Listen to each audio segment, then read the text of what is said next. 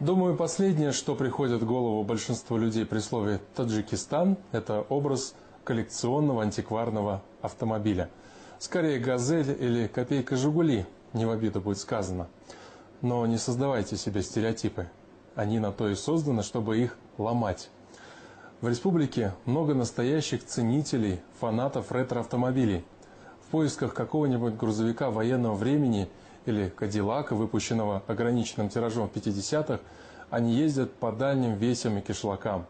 И, как ни удивительно, находят именно там, в глухих таджикских кишлаках, а не на выставке где-нибудь в Монте-Карло.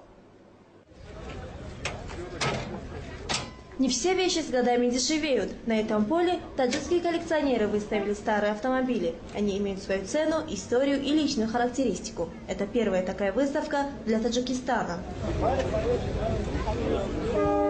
Выставку «Авто-ретро Душанбе» приурочили ко дню рождения столицы. Местные коллекционеры выставили 80 автомобилей 1931-1970-х годов выпуска.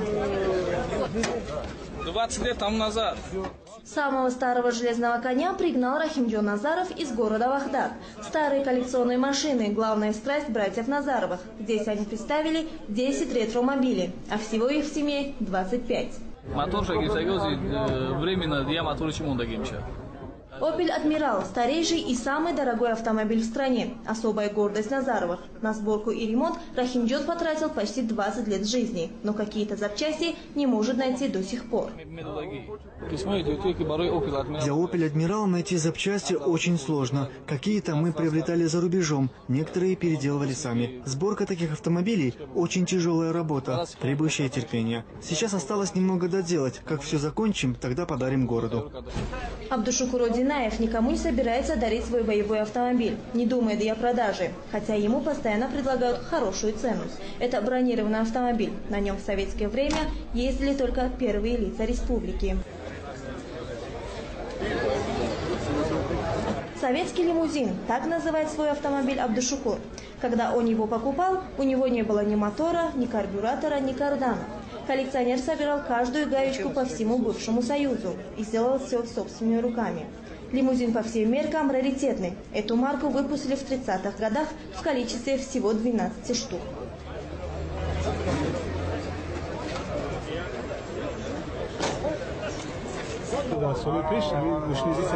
В прежние годы такие марки ЗИЛ-301 изготавливались только для правительственных лиц. Когда они выходили из эксплуатации, то их читировали и сдавали на металлолом. Я не знаю, как эта машина уцелела. К счастью, она попала ко мне. Такие машины выпускались по спецзаказу. Вот этих лимузинов было всего 12.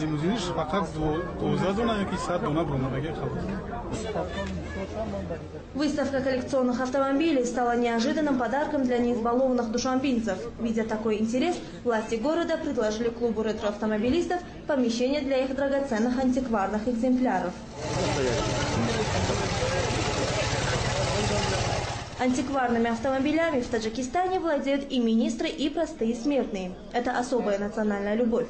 Попавшие на выставку, иностранные экспаты не скрывали удивления, что в такой небогатой стране есть такие авто и такое сообщество коллекционеров-фанатиков.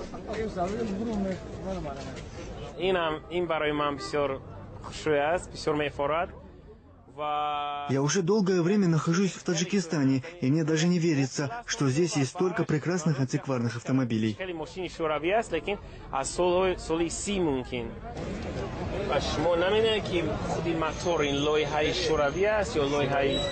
Англичанин Дэвид Харпер в Душанбе впервые увидел модель старой европейской машины. Это знаменитый «Опель», который делали на заказ для первых лиц государств.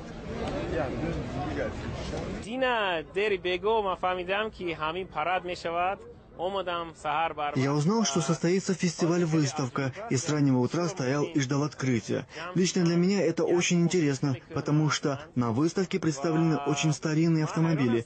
Я, честно говоря, удивлен, что такие машины попали в Душанбе, и как они хорошо сохранились. Некоторые из них так шикарно отремонтированы, что, глядя на них, вспоминаешь былые времена.